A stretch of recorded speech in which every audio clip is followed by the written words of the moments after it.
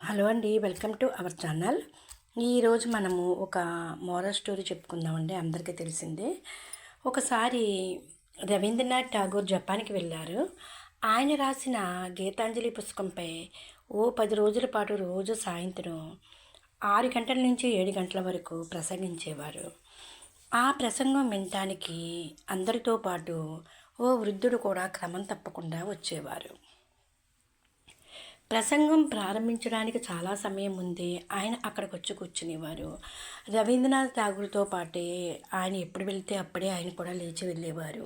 ప్రసంగం అయిన తరువాత రవీంద్రనాథ్ గారిని గౌరవంతో రోజా పూలతో మాలతో సత్కరించేవారు. ఆయన ప్రవర్తన చాలా సాదాసీదాగా ఉండేది. రవీంద్రనాథ్ ఠాగూర్ చెప్పే ప్రతి మాట కూడా శ్రద్ధగా విని జీవితానికి అన్వయించుకోవడానికి ప్రయత్నించేవారు. ఆయన వేసుకున్న దుస్తులు కూడా చాలా సాధారణంగా అయితే ఉండేవి. ఒక్క మాటలో చెప్పాలంటే ఆయనకి రవీంద్రుడి గారు అంటే వల్ల మాలిన అభిమానం. అలాగే రవీంద్రుడు తన ఉపన్యాసం చాలించిన తరువాత చాలామంది గౌరవభావంతో ఆయన పాదాలను భక్తితో స్పృశించేవారు. ఆత్మజ్ఞానం మీద ఆయన చేసే ఉపన్యాసాలు వారి జ్ఞాన పరిధిని ఎంత విస్తృతం చేస్తున్నాయో తెలియకుండానే చాలామంది వినేవారు, ఆచరించేవారు. ఆయన చెప్పే ప్రతి ఒక్క మాట కూడా వాళ్ళ జీవితానికి అంత విలువైనది. ఈ జ్ఞానం కోసమే శ్రీకృష్ణ పరమాత్మ కూడా సాందీపని మహర్షి దగ్గరికి వెళ్ళారు. అలాగే శ్రీరామచంద్రుడు తమ కుల గురువైన వశిష్ఠముని దగ్గరికి కూడా వెళ్ళారు. ఆ ముసలాయన ప్రతిరోజు రవీంద్రనాథ్ ఠాగూర్ ముందు మోకరిల్లేవారు. ఆయన చివరి ఉపన్యాసం అయిపోయిన తర్వాత చాలామంది రవీంద్రనాథ్ గారికి బంగారు నాణాలు, ధనం, పండ్లు, పూలు సమర్పించేవారు. కానీ ఈ ముసలాయన మాత్రం చాలా మర్యాదపూర్వకంగా ఒకసారి తమ ఇంటికి వచ్చి సందర్శించమన్నారు. రవీంద్రుల వారు ఇదివరకే ఆయన భక్తికి సంతుష్టులై ఉన్నాడు కాబట్టి ఆ ఆహ్వానాన్ని మన్నించారు. ఆ ముసలాయన మనసు ఆనందంతో పులకించిపోయింది. ఠాగూరు తన సహాయాన్ని పిలిచి ఈ విధంగా అన్నారు. ఈ పెద్దాయన చూస్తే చాలా ఉద్విగ్న మనస్కుడులా ఉన్నాడు. మన రాక కోసం ఆయన ఎక్కువ ఖర్చు పెట్టకుండా చూసే బాధ్యత అయితే నీదే. అలాగే వారి పిల్లలకు కూడా ఏమైనా బహుమతులు ఇవ్వండి అని అన్నాడు. ఆ ముసలాయన సాయంత్రం ఖచ్చితంగా 3:30 అయ్యేసరికి రోల్స్ రాయిస్ కారులో రవీంద్రనాథ్ ఠాగూర్ ఉండే అతిథి గృహం ముందైతే వాలిపోయారు. అంతకు మునిపే రవీంద్రనాథ్ ఠాగూర్ 4 గంటలకి వస్తాడని ఇంటికి చెప్పి ఉన్నాడు.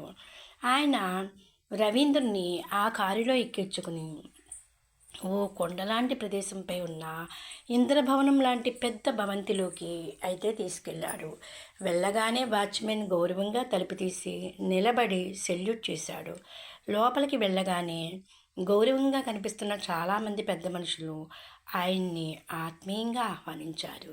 బంగారు సింహాసనం మీద కూర్చోబెట్టారు. బంగారు పాత్రలో సుమారు 200 రకాల వంటలైతే రుచి చూపించారు. ఆయన కుటుంబం అంతా ఠాగూర్కి పూజ చేసినట్లు చేసి ఆయన పాదాల దగ్గర ఆశీస్సులయ్యారు.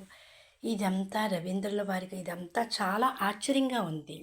ఆ వృద్ధుడితో మీరు నన్ను ఎక్కడికి తీసుకొచ్చారు? దయచేసి మీ ఇంటికి తీసుకెళ్ళండి. ఈ భవనానికి ఎందుకు తీసుకొచ్చారు అన్నాడు. అప్పుడు ఆయన, ఓ ఋషివర్య, ఇదే నా ఇల్లు. ఈ కార్లు, ఈ బంగళా అన్నీ కూడా నావే. నీ ముందు మోకరిల్లిన వారి అంతా నా భార్య, పిల్లలు, కోడళ్ళు, అల్లుళ్ళు, అలాగే నా మనుమలు, మనవురాండ్లు అని చెప్పాడు. నాకైతే 2 పెద్ద ఫ్యాక్టరీస్ కూడా ఉన్నాయి అన్నాడు. అయితే మీరు ఇంత ధనవంతులు అయి ఉండి కూడా నా దగ్గరికి వచ్చేటప్పుడు అతి సాధారణంగా వచ్చేవారు, ఎందుకో తెలుసుకోవచ్చా అని అడిగాడు రవీంద్రుడు. స్వామి, భౌతిక సంపదలు నిజమైన వ్యక్తిత్వానికి కొలమానాలు కావు. నాకింత ధనం ఉందని గర్వంగా చెప్పుకోవడం కేవలం మూర్ఖత్వం. ఆ ధనం ఎంత పోసినా ఆత్మలోనే ఉన్న ఆత్మానందాన్ని కొనలేము. మనకున్న సంపద ఎప్పుడు ఎలా కరిగిపోతుందో ఎవ్వరికీ తెలియదు. అలాగే ఎల్లప్పుడూ తన సంపాదనలు కాపాడుకోవడానికి ఆలోచిస్తుండేవాడు. తన గురించి తాను ఆలోచించుకోవడానికి సమయం ఉండదు.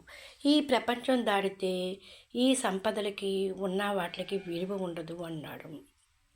అమూలమైన ఆత్మజ్ఞానంతో పోలిస్తే ఈ సంపదలన్నీ చాలా చిన్నవి. ఈ సంపదలు నాకు కష్టాలు కొని తెచ్చిపెడుతుంటే మీరిచ్చిన జ్ఞానం నాకు అత్యంత సంతోషాన్ని, ఆనందాన్ని ఇస్తుంది. నా జీవితం అంతా మీకు కృతజ్ఞతుడిగా ఉంటాను.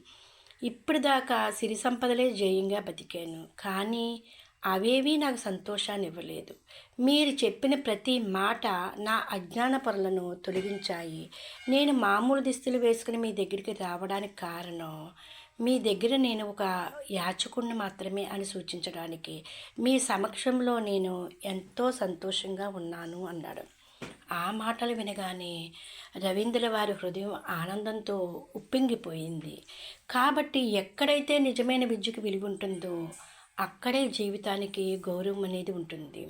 సత్పురుషుల బోధనలు ఎక్కడ గౌరవించబడతాయో అక్కడ సిరి సంపదలకైతే విలువ లేదు. రవీంద్రుల వారు సంతోషంగా, ఓ మిత్రమా, నీకు సిరి సంపదల కన్నా ఆత్మ సాక్షాత్కారం మీదనే మక్కువ ఎక్కువ. నువ్వు నిజంగా ధనవంతుడివే. నీలాంటి శిష్యుణ్ణి కలుసుకున్నందుకు నాకు ఈరోజు చాలా సంతృప్తిగా ఉంది. నా బోధనలకు సార్థకత కూడా చేకూరుకుంది. నేను ఎక్కడికి వెళ్ళినా జనాలు భౌతికమైన సుఖ సంపదల కోసం అడుగుతూ అమూల్యమైన సమయాన్ని వృధా చేసేవారు. కానీ మీరు తెలివైనవారు. మీరు అడగకపోయినా భగవంతుడు మీకు అన్నీ ఇస్తున్నాడు. మీ జ్ఞాన దృష్టిని తీర్చడానికే నన్ను ఆ భగవంతుడు ఇక్కడ పంపినట్లున్నాడు అని ఆయన దగ్గర ఎంతో ఆనందంగా సెలవు తీసుకున్నారు. ఇదండి నిజమైన ధనవంతుడి గురించి కొన్ని విషయాలు. Please like, share and subscribe.